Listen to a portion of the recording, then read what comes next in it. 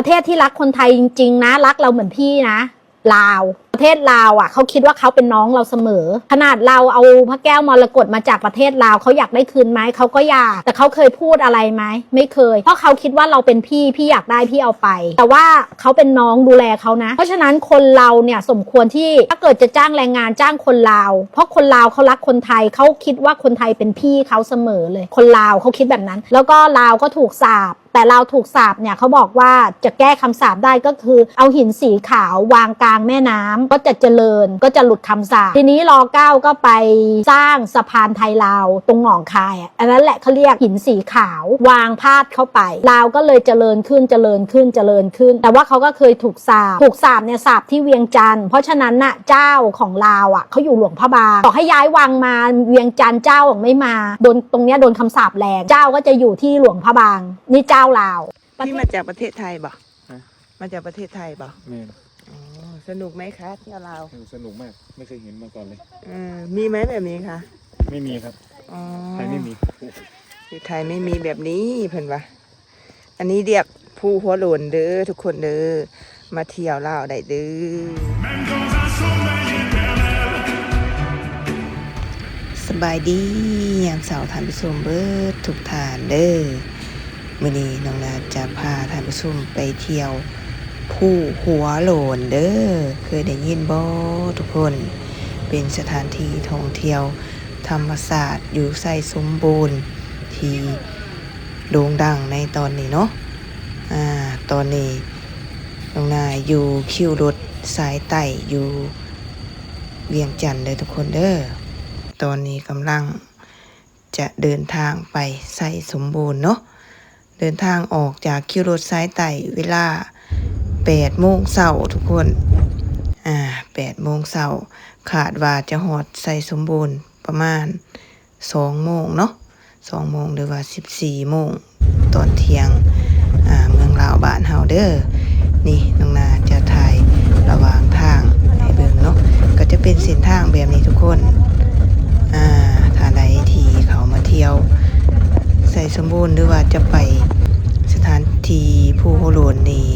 จะแนะนำให้เป็นรถที่สูงหรือว่ารถประมาณนี้จะได้อยู่เนาะถ้าว่าเป็นรถเก๋งรถต่ำกว่านี้มันจะบ่ได้เลยเด้อทุกคนเด้ออันนี้เฮามาอันนี้ก็ยังแบบคุ้งหลายบอนเลยเนาะคุ้งก็คืออันต่ำพื้นนะเนาะต่ำพื้นแล้วก็ทั้งหน้าก็เริ่มแตกเลยเนาะอันนี้ยังว่ารถยังสูงได้รถตู้รถเก๋งนี่จะบ่เห็นจักขานเลยเนาะระหว่างทางของเฮานี่ก็ดุนไปตลอดเลยทุกคนนี่น้องนาบ่เข้าใจว่าเป็นหยังจึงมักทิ่มขี้เหงื่อข้างทางสะสายแบบนี้นะแบบรู้สึกน่าอายนักท่องเที่ยวที่เขามาเที่ยวบ้านเฮาเนาะทิ่มขี้เหงื่อแบบตลอดทางเลยทุกคนนี่ว่าแต่มีดินหมองว่างนี่เป็นทิ่มแบบแคมทางเลยนะไสสมบูรณ์นี่ก็เป็นสถานที่ท่องเที่ยวดังก็คือภูหัวโลนแล้วก็จะเป็นถ้ำเนาะทุกคนเนาะแล้วก็มีน้ำตกในโปรแกรมนี้เพิ่นก็จะพาไปภูหัวโลนเนาะแล้วก็ไปปีนหน้าผาแล้วก็ไปย่างถ้ำส้มถ้ำนะทุกคน2 คืน 3 บัตรเลยทุกคนเด้อราคา 2,500 บาทเนาะตอนนี้เพิ่นก็พาแวะกินข้าวเที่ยงนี่ก็จะแม่นเฮาจ่ายเองเด้อใน 2,500 บาทนี่แม่นจะบ่รวมอาหารเที่ยงจะบ่รวมอาหารแลงเนาะจะมีแต่รวมที่พักแล้วก็อาหารเช้าเด้อหลังจากที่กินข้าวเที่ยงแล้วก็เดินทางต่ออีกทุกคนระหว่างทางเพิ่นก็จะมีสวนกล้วยมีธรรมชาติภูผาป่าดงให้เฮาเบิ่งท้องฟ้างามๆแบบจังซี่ธรรมชาติเมืองลาวบ้านเฮาเนาะนี่ทุกคนระหว่างทางเพิ่นก็จะเปิดเพลงให้ฟังเด้อแต่ว่าน้องนาก็จะ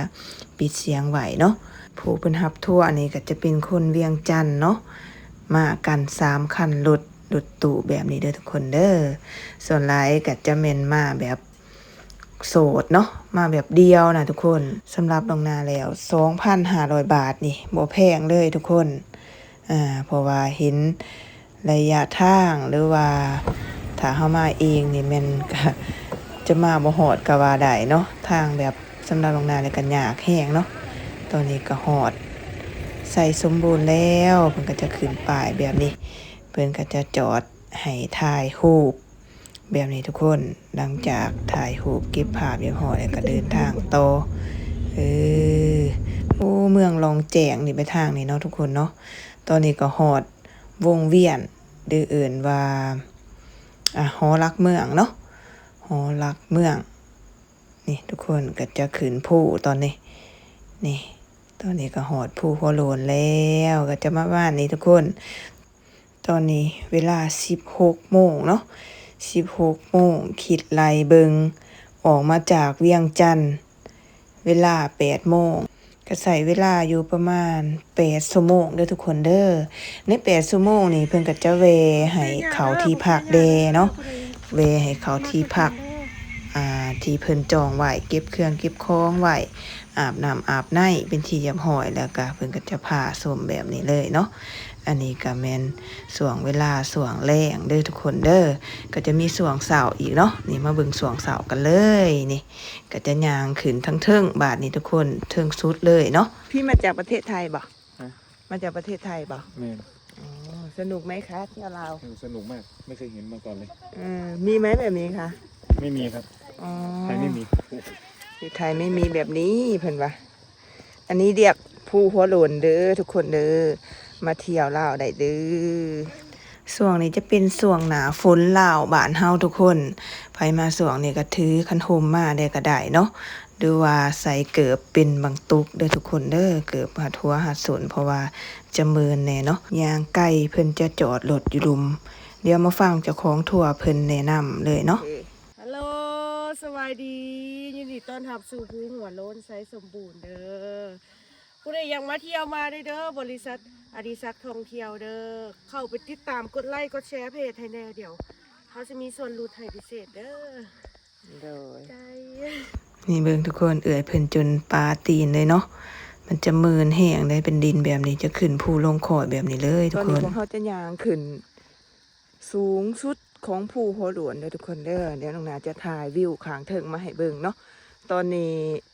เพิ่นจะมีไกด์หรือว่าเจ้าของทัวร์เพิ่นจะนำทางขึ้นไปก่อนเนาะตอนนี้เฮาย่างสาเด้นี่ใครอยากมาเที่ยวก็มาได้เด้อบ่ได้เดินทางยากคืออย่างที่คิดนะทุกคนเด้อน้องนาคิดว่าเที่ยวผู้แบบนี้จะ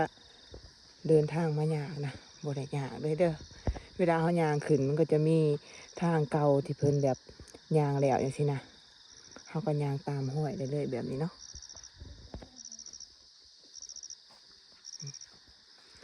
ตอนนี้เวลา6:30เด้อทุกคนเด้อถ้าพระอยากเห็นหมอกหลายๆก็แนะนำมาเวลาประมาณ5 โมงก็ได้เนาะเพราะว่าจะได้เห็นหมอกทะเลหมอกงามๆแบบนี้ใครอยากมานอนส้มบรรยากาศด้วยว่าส้มวิวอยู่นี่ก็เพิ่นจะมีเต็นท์กลางเนาะเต็นท์ที่น้องนาทายให้เบิ่งตอนแรกเนาะแต่โมเนใจว่าเท่าใดเดี๋ยวจะถามจะคล้องถั่วให้ฟังอีกเท่านึงเด้อนี่ระวางยางขึ้นภูทุกคนก็จะสมวิวแต่ละวักขึ้นไปแบบนี้เนาะก็จะยางตามทางนี่แหละเฮาจะขึ้นหน่วยใดก็ได้เด้อทุกคนเด้อก็แล้วแต่เฮาเลือกเลยเนาะจะมีหลายหน่วยนี่ก็จะเป็นทางยากทางดีปะปนกันไปแบบนี้เนาะนี่แหละธรรมศาสตร์บ้านเฮาแท้ๆทุกคนอยากเที่ยวธรรมศาสตร์แท้ๆก็มีความอดทนในน้อยนึงเนาะพวกหมอกทุกคนแหนมเบิ่งเห็นบ่แบบแบบโดกนี่มีแต่เฮาเลยนะขึ้นมากลางเทิงแบบภูมิใจแห้งที่แบบเห็นมุมกว้าง360 องศาแบบนี้ตัวนี้กำลังจะขึ้นเทิงเด้อย่างขึ้นภูหน่วยใดก็ได้เด้อแต่สำหรับพวกเฮาสิย่างขึ้นนี่แม่นหน่วยที่สูงสุดทุกคนก็จะเป็นย่างตามหญ้าตามวักไปจังซี่แหละเนาะถ้าไผบ่อยากเมินก็แนะนำให้ย่างตามหญ้าแบบคือน้องนาย่างนี่เด้อถ้าไผย่างตามดินนี่มันก็จะเมินเพราะว่ามันจะสั่นแบบสั่นแห้งเลยทุกคน แต่ว่าน้องนาทายนี่ก็ยังในกล่องยังบ่อยากสั่นปานใดมีหมาแน่เห็นบ่ท่านผู้ชมมีหมาประมาณ8-9ตัวนี่เนาะนี่ย่างขึ้นไปเรื่อยๆแบบนี้ก็จะเศร้างามๆเลยได้เห็นบ่ถ่ายลงไปขังดมนี่ก็จะเห็นสั่นแห้งในหน่อยนึงเห็นบ่คนตัวน้อยๆนึงเห็นบ่ขังดมตัวนี้ก็ขึ้นมาถึงแล้วแบบหอบด้วยนะกว่าสิหอบขึ้นถึงได้เนาะแต่ว่าก็ภูมิใจแล้วทุกคนที่มาเห็นวิวข้างถึงได้หายเมื่อยเลยเนาะนี่ก็เป็นมุมน้องนาจะถ่ายแบบอ้อมๆกว้างๆให้เบิ่งนี่คักบ่ทุกคนนี่เด้อเชิญเที่ยวเมืองลาวบ้านเฮาเด้อทุกคนเด้อนี่หลังจากที่ชมวิวข้างถึงแล้วเจ้าของไกด์เพิ่นก็จะถ่ายรูปให้เด้อทุกคนเด้อถ่ายรูปให้ฟรีทุกคนเลยเนาะแล้วเพิ่นก็จะอัพโปรโมทลงทางแฟนเพจเพิ่นตอนนี้เพิ่นก็พามาเที่ยวน้ำไหลที่แบบว่าสถานีที่นี่เพิ่นเอิ้นหยังก็น้ำเขียวหยังจักอย่างนี่แหละทุกคนนี่จะเป็นตูบนางแคมน้ำดงดินน้ำใดจังซี่เนาะหลังจากที่เที่ยวนี่แล้วเพิ่นก็จะพาไปปีนหน้าผาเด้อแต่ว่าโทรศัพท์ของน้ำแบตเบิดก่อนเนาะจะพาย่างเขาทำปีนหน้าผาอีกอันนี้ตอนนี้เราจะมากินข้าวอยู่ตูบนี่ก่อนเนาะอยู่ตูบนี่ก็จะจ่ายเองเด้อทุกคนเด้อจะบ่รวมกับใน 2,500 บาทในทริปนี้เนาะในทริปนี้ 2,500 บาทก็คือฟรีอาหารเช้าแล้วก็ที่พักเนาะทุกคนเนาะก็จะมีแต่เท่านั้นเด้อตามที่ตรงนั้นสังเกตนี่เด็กเสิร์ฟนี่ก็แม่นเด็กเสิร์ฟแท้ๆทุกคนเห็นบ่น้อยๆนี่เด็กเสิร์ฟได้นี่แบบงงแห้งทุกคนพร้อมเห็นอยู่หม่องนี่เป็นครั้งแรกเนาะน้อยๆนี่มาเก็บถ้วยอนามัยนี่ทุกคนทริปนี้ก็ถือว่าคุ้มค่าและก็ม่วนเด้อทุกคนเด้อสำหรับท่านใดอยากเข้ามาเที่ยวลาวหรือว่าอยากมาเที่ยวไซสมบูรณ์ภูหัวโล้นธรรมศาสตร์งามๆแบบนี้ก็ติดต่อทางทัวร์เพิ่นได้เนาะที่เพิ่นฝากทางแฟนเพจเนาะก็สอบถามเพิ่มเติมได้คนไทยอยากเข้ามาเที่ยวขึ้นรถอยู่ไสอีหยังประมาณนี้เนาะแต่ว่าน้องนาวเป็นคนลาวนี่แม่นเพิ่นจะนัดทริปนี่แม่นขึ้นรถอยู่เวียงจันทน์เนาะอยู่คิวรถสายใต้ทุกคนน้องนาก็เดินทางมาก็ขึ้นรถอยู่หม้องนั้นเพิ่นก็มารับตอนช่วงเช้าเนาะสำหรับมื้อนี้ก็ถือว่าม่วนหลายเด้อทุกคนเด้อเชิญเที่ยวเมืองลาวสำหรับคลิปนี้บ๊ายบายไผมากก็กดไลค์กดแชร์ให้น้องนาเด้อพบกันใหม่คลิปหน้า